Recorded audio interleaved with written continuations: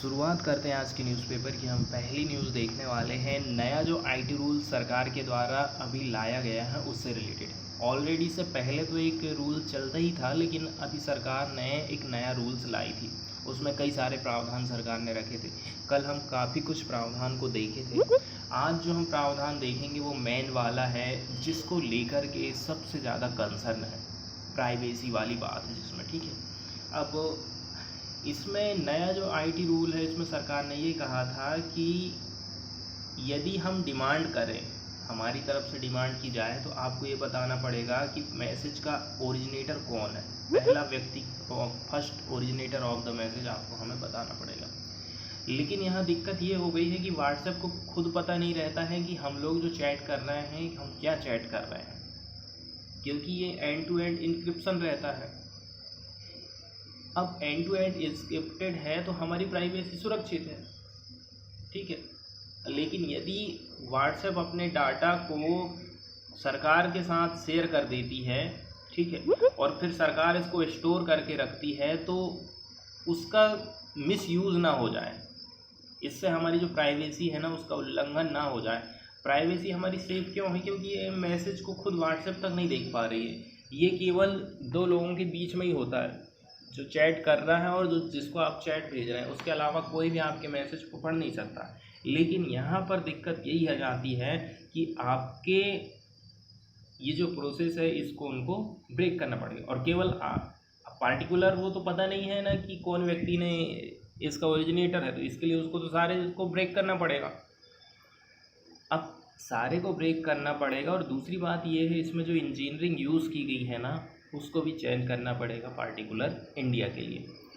तो इसी के लिए अप्रोच किया है दिल्ली ने, दिल्ली हाई कोर्ट में व्हाट्सएप ने। केवल व्हाट्सएप अकेले नहीं, और भी सारे जो ऐप हैं वो भी अभी आज का दायर कर चुके हैं, और उनकी सुनवाई अभी समझ लो होने वाली है। तो इन्होंने एक अपना कहना चाहिए प्रूफ दिया है। प्रूफ कैसा दिया कि पुराना जो जजमेंट आया था पुट्टा स्वामी वाला, पुट्टा स्वामी साउथ के एक जज थे जिन्होंने आधार कार्ड से रिलेटेड एक याचिका दायर की थी, है ना। आधार कार्ड पहले बहुत ज़्यादा चर्चा में था। तो इसमें ये डिसीजन आया था कि जो प्राइवेसी है वो फंडामेंटल राइट्स है। तो जब फंडामेंटल जो हमारे अधिकार हैं उसकी गारंटी हमारा संविधान देता है, तो इस प्रकार प्राइवेसी से भी रिलेटेड जो कंटेंट है ना उसकी गारंटी भी हमें संविधान के द्वारा मिली है। इसलिए ये जो नया वाला रूल है ना ये गलत है, ऐसा इनका कहना था। इसके बाद वाली न्यूज़ हमें देखना है गंगा रिवर से रिलेटेड, ठीक है। तो हम गंगा रिवर के बारे में कुछ बेसिक जानकारी देख लेते हैं, ठीक है। सबसे पहले हम देखेंगे ये निकलती कहाँ से। तो उत्तराखंड है, वहाँ एक ज़िला पड़ता है उत्तराकाशी। यहीं पर 3,900 मीटर की ऊंचाई पर गोमुख है, इसके निकट गंगोत्री हिमानी है। यहीं से ये नदी निकलती है जिसको कहा जाता है भागीरथी। इसके बाद हमें देखना अलकनंदा को। तो अलकनंदा का जो उद्गम स्थल है वो है बद्रीनाथ के ऊपर सतोपंथ हिमानी, मतलब अलकापुरी हिमनद में है। अलकनंदा में महासीर नाम की मछली होती है। इसका निवास नदी के नीचे वाले हिस्से में रहता है, लेकिन अंडा देने के लिए ऊपर आ जाती है, ठीक है। दूसरा फैक्ट ये है, गंगा नदी का नाम गंगा देवप्रयाग के बाद में पड़ता है, ठीक है। ये मान के चलो देवप्रयाग है, तो इसके बाद इसको गंगा कहा जाता है। जहाँ पर अलकनंदा और भागीरथी आपस में मिलती हैं, ठीक है, इसको कहा जाता है गंगा। गंगा हरिद्वार के निकट फिर जाती है और मैदानी भाग में प्रवेश कर लेती है। इस प्रकार से मैदानी भाग में प्रवेश करती है। अब इसके अलग अलग नाम हैं, जैसे कि बांग्लादेश में इसको पद्मा के नाम से जाना जाता है। ब्रह्मपुत्र नदी बांग्लादेश में जमुना के नाम से बहती है, और पाबना के पूर्व गोलू डोघाट के पास पद्मा से मिल जाती है, ठीक है। जमुना मिल गई पद्मा के साथ में। और इसके लिए जो सम्मिलित धारा है इसको भी इन्होंने पद्मा कहा है। अब फिर आगे बहती हुई ये नदी चांदपुर के नॉर्थ में पहुंचती है, तो मेघना इससे आकर के इस प्रकार से मिल जा रही है। अब ये मेघना के नाम से बहती हुई कई सारी छोटी जल वितरिकाओं में बढ़ जाती है और समुद्र में जा कर के इस प्रकार से गिर जाती है। मेघना की सहायक बराक नदी, जिसका उद्गम है मणिपुर की पहाड़ी है, मतलब इसकी सहायक नदी का नाम यहाँ पर बताया गया है। और यदि हम गंगा नदी की लंबाई की बात करें तो इसकी लंबाई है 2525 किलोमीटर, ठीक है। और भागीरथी और दोनों जब ये नदियाँ मिलती हैं ना तो गंगा के नाम से इसको जाना जाता है। और ये जो नदी है वो बंगाल की खाड़ी में जा कर के अपना पानी को विसर्जित करती है या गिराती है। तो इस प्रकार से आप देख रहे हैं ना, गंगा का जो बैंक्स है, तट है, वहाँ पर इस प्रकार से लाशें जलाई गई हैं या फिर इस प्रकार से उनको दबाया गया, दफनाया गया, ठीक है। ये जलाई गई हैं और फिर उनको कवर कर दिया गया। तो सरकार का कहना है कि इसकी जांच करवाना पड़ेगा, क्योंकि ये जो बॉडी है ना वो कोविड-19 के पेशेंट की हो सकती है, ऐसा सरकार का कहना है। इसके बाद वाली न्यूज़ हमें देखना है असम से। अभी असम में नए सीएम बने हैं, ठीक है, विश्व शर्मा। इनका ये कहना है कि अब हम जो बीटीआर वाला जो एरिया है उसके वेलफेयर के लिए, ठीक है, एक अलग से डिपार्टमेंट बना देते हैं ताकि उनका जो कामकाज है, उनकी जो भी शिकायत है फटाफट सुलझाई जाए। अब मेन रीज़न यही रहा है कि जो बोडोलैंड वाला जो एरिया है ना, उन्होंने फिर से सपोर्ट दिया है बीजेपी की सरकार को। वो जीती है बीजेपी की सरकार, तो सरकार भी उनके कल्याण के लिए काम करना चाहती है। इसी के चलते चलते उन्होंने एक कदम उठाया। तो असम के जो गवर्नमेंट है उन्होंने वेडनेसडे के दिन, ठीक है, एक वेलफेयर बोर्ड बोडोलैंड डिपार्टमेंट को क्रिएट किया है, जिससे वो डील कर सकें ऐसे इशू जो कि 4 ज़िले हैं, ठीक है, जो कि बोडोलैंड टेरिटोरल रीजन के अंतर्गत आते हैं। तो इन 4 ज़िलों का वेलफेयर करने के लिए उन्होंने एक अलग से डिपार्टमेंट की स्थापना की है। इसके अलावा असम की कैबिनेट ने ये भी डिसाइड करा है कि बोडोलैंड एडमिनिस्ट्रेटिव स्टाफ कॉलेज की ये स्थापना करेंगे, को सेटअप करेंगे। कहाँ पर? कोकराझार में, ठीक है, जो कि है बीटीआर का हेडक्वार्टर्स। यहाँ पर उसके हेडक्वार्टर्स बने हुए हैं। और यदि हम इमीडिएटली की बात कर लेना तो कहना चाहिए रेंटेड में भी फैसिलिटी ये वाली अवेलेबल रहेगी, ऐसा उनका कहना है। अब यदि हम बात करें बोडोज़ की, जिससे बोडोलैंड वर्ड मिलकर बना है, तो बोडोज़ जो है largest plan dwelling ethnic community है। प्लेन्स मतलब होता है मैदान और ड्वेलिंग मतलब होता है आवास। तो एथनिक कम्युनिटी है, नॉर्थ ईस्ट वाले एरिया में ये रहते हैं, ठीक है। इसके बाद वाली न्यूज़ हम देखने वाले हैं बेंगलुरु कर्नाटक से। जो पुराने जो हमारे फ्रीडम फाइटर थे, जिसको स्वतंत्रता सेनानी कहते हैं, इनकी डेथ हो गई है। जो पिक्चर आप देख रहे हैं ना, यही है। और इनका नाम भी बताया गया है, HS डोरास्वामी, ठीक है। और अपनी पूरी लाइफ ये गांधीवादी विचारधारा को फॉलो करते रहे थे और उनकी लाइफ स्टाइल में जिए। और कई सारे लोग इनसे प्रभावित भी रहे थे। तो इनकी डेथ हो गई है। इनकी एज यहाँ पर बताई गई है 103 साल की। एक बार तो ये कोविड-19 से फाइट कर चुके थे, लेकिन फिर से कोविड-19 के लक्षण दिखाई देने लगे थे, इस कारण इनकी डेथ हो गई। और दूसरी बात ये है, यदि इनका रियल में जो डॉक्टर लोग बता रहे हैं, उनकी डेथ जो हुई है कार्डियक अरेस्ट के कारण, कार्डियक वैस्कुलर अटैक के कारण इनकी डेथ हुई है। अब हम इनकी लाइफ स्टाइल के बारे में देखते हैं। देखिए, इनका जन्म हुआ था 10 अप्रैल 1918 को, ठीक है, हारोहाली, ठीक है। ये थोड़ा आउटस्कर्ट वाला एरिया है बेंगलुरु से, यदि हम देखें मतलब थोड़ा सा साइड में पड़ जाता है। और इन्होंने ज्वाइन किया था इस स्वतंत्रता वाले स्ट्रगल को अपनी जवानी के दौरान ही, मतलब यंग एज में ही इन्होंने इसको ज्वाइन कर लिया था। और इनको जेल भी हुई थी, जो क्वाइट इंडिया मूवमेंट चला था उस टाइम में, उस दौरान। इसके बाद फिर महात्मा गांधी के संपर्क में आए, उनसे इन्फ्लुएंस हुआ इनका। और फिर ये पूरे गांधीयन ही बन गए थे अपनी लाइफ के एंड तक। अब यदि हम बात करें आज़ादी के बाद की, तो इन्होंने अपने आप को अलग कर लिया था किससे? इंडियन नेशनल कांग्रेस से।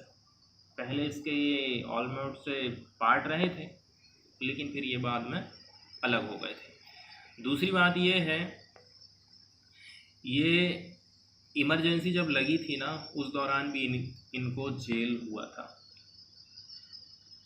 अब इनकी एक मैगजीन है जिन्होंने इसको एडिट किया था, पूरा वानी, ठीक है। इसका नाम भी हमें याद रखना होगा क्योंकि ये काफ़ी फेमस व्यक्ति रहे हैं, तो इनकी मैगजीन का भी नाम हमें ध्यान रखना, ठीक है। अब यदि हम नेशनलिस्ट एस्पायरेशन की बात करें ना, तो जब ये आज़ादी के टाइम के पहले की बात की गई है कि उस टाइम में इन्होंने इसको एडिट किया था, और इसके बाद ये तो कंटिन्यू काम करते रहे जर्नलिस्ट का अपनी पूरी लाइफ भर में, ठीक है। और इन्होंने कई सारी राइटिंग भी दी, जो मैगजीन है ना, जैसे कि नया पाठा 2 वीक्स एगो, मतलब अभी इनकी डेथ होने के पहले इन्होंने कुछ कुछ अपने कॉलम में लिखा भी था इस मैगजीन में।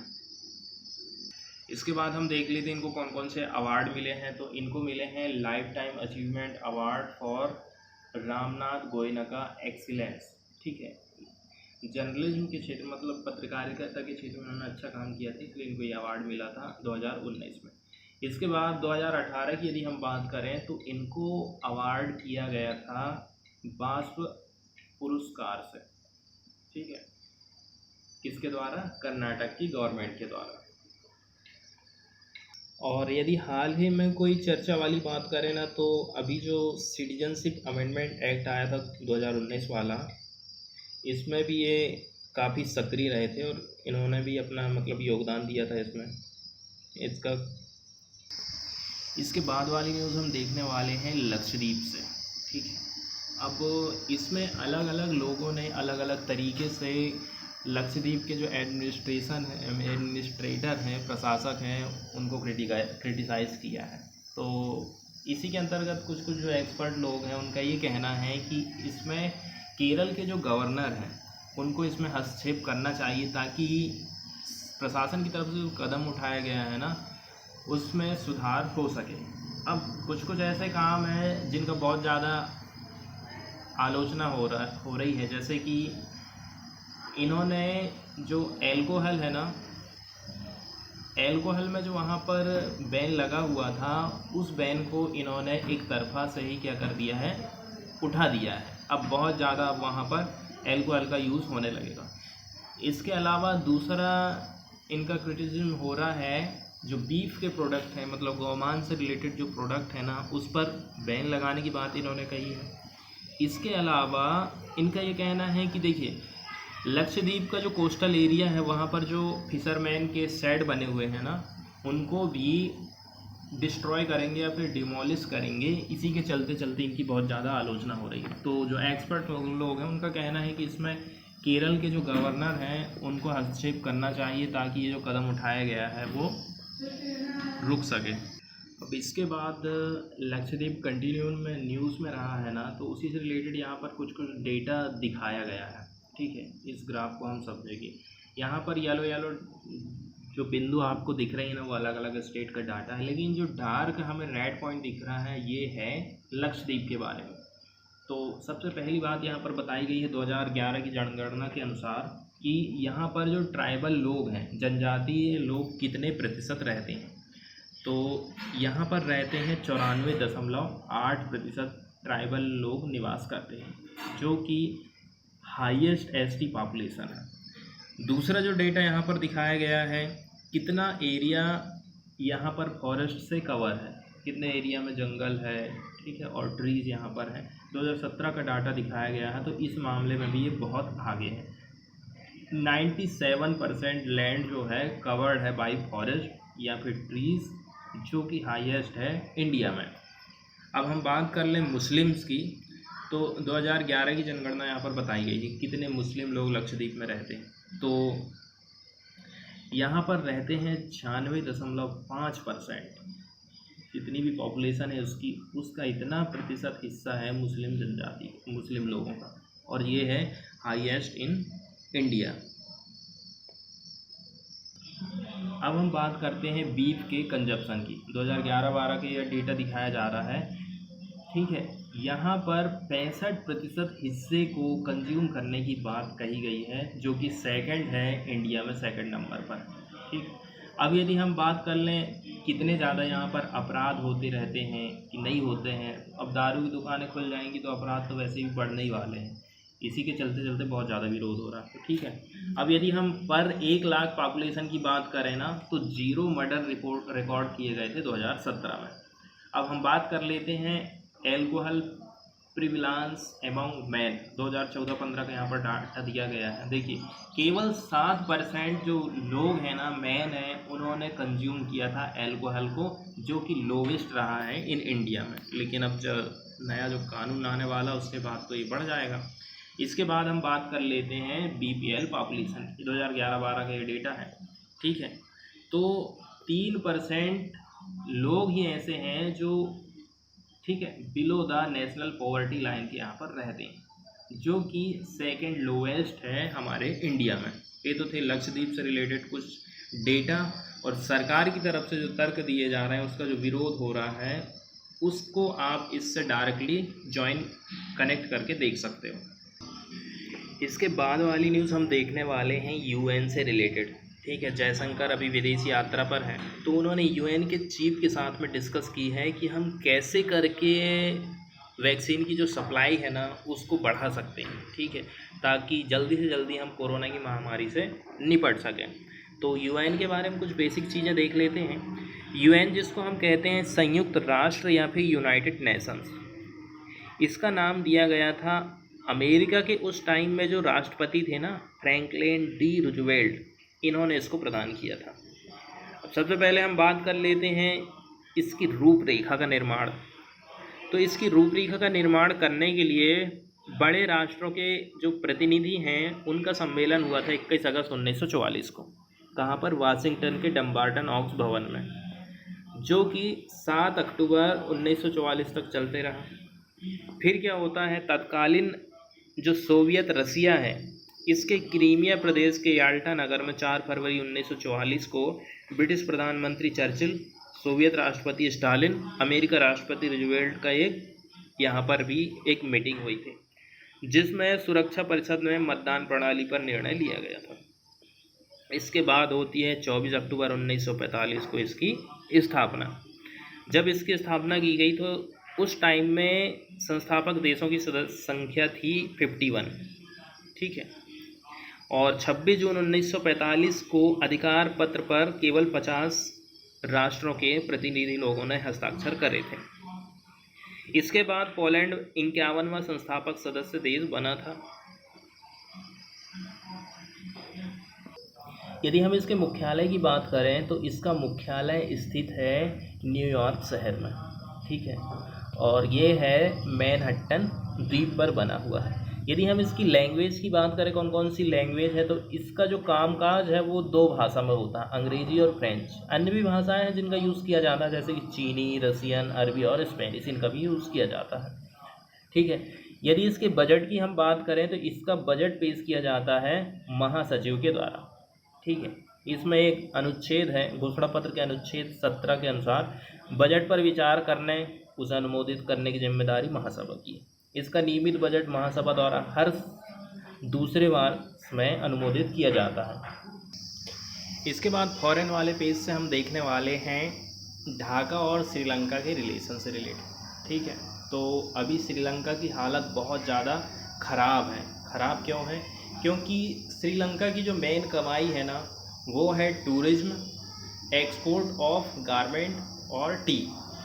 मतलब टूरिज्म से इसकी कमाई होती है, ठीक है, कपड़ों को ये एक्सपोर्ट करता है, उससे इसकी कमाई होती है, और चाय को एक्सपोर्ट करता है, इससे इसकी कमाई होती है। अब कोरोना के चलते चलते ना सारी चीज़ें बहुत ज़्यादा बैडली इफ़ेक्टेड हुई हैं। इसी के चलते चलते श्रीलंका का जो रिजर्व है वो घट गया है, ठीक है, रिजर्व घट गया है। तो इसी के चलते चलते ढाका ने इसकी हेल्प की है, और हेल्प कैसे करी है? करेंसी स्वैप फैसिलिटी के अंतर्गत। अब करेंसी स्वैप फैसिलिटी क्या होती है, ये एक ऐसी सुविधा होती है जैसे ये ढाका है और ये श्रीलंका है, ठीक है। तो ढाका ने जो पैसा दिया है उसको वो अपनी मुद्रा में दिया है, इसको रिटर्न श्रीलंका करेगा अपनी मुद्रा के हिसाब से, वैल्यू वही रहेगी, लेकिन ये रहेगा कि आपको डॉलर में ये ट्रेड नहीं करना है, क्योंकि डॉलर की अपेक्षा श्रीलंका का जो रुपया है ना वो कम या ज़्यादा होते रहता है। इसी प्रकार ढाका में जो मुद्रा चलती है वो डॉलर की अपेक्षा कम या ज़्यादा होते रहती है, तो इससे एक दूसरे का जो ट्रेड है ना बहुत ज़्यादा प्रभावित पड़ता है, दोनों को महंगा पड़ सकता है। इसी के चलते चलते ये करेंसी स्वैप फैसिलिटी लाई गई थी और इसी के अंतर्गत ढाका ने श्रीलंका की हेल्प की है। इस प्रकार से हो जाता अपना ख़त्म